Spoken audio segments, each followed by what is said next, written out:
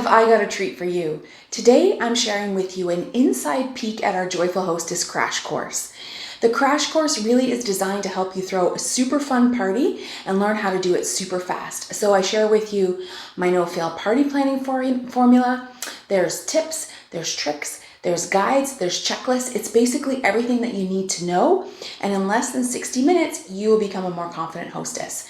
So I thought I would start by sharing the question that I get asked the most, and I'll leave you to it.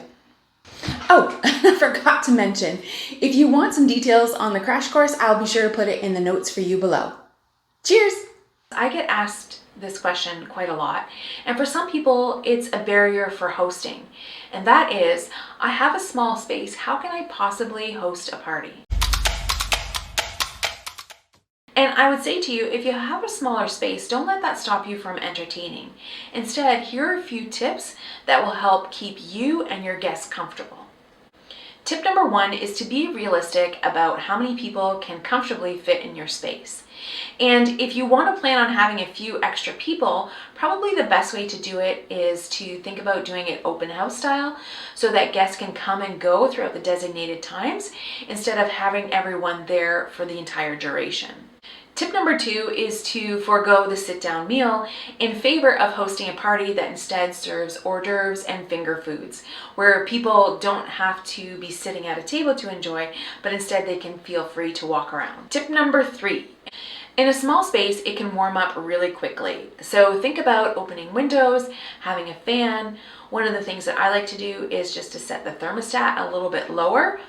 And another tip here is, if you can help it, try not to use your oven, and instead, because the oven really warms up the space, right? So instead opt for using like a crock pot or a barbecue to do your cooking. Tip number 4 is to extend your entertaining space by taking it outside.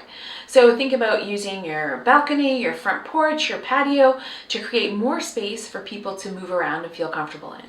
Tip number 5 is to simplify. So if you don't have a lot of space, that's okay. Your party can be just as impressive by keeping it simple. And simple doesn't have to mean boring.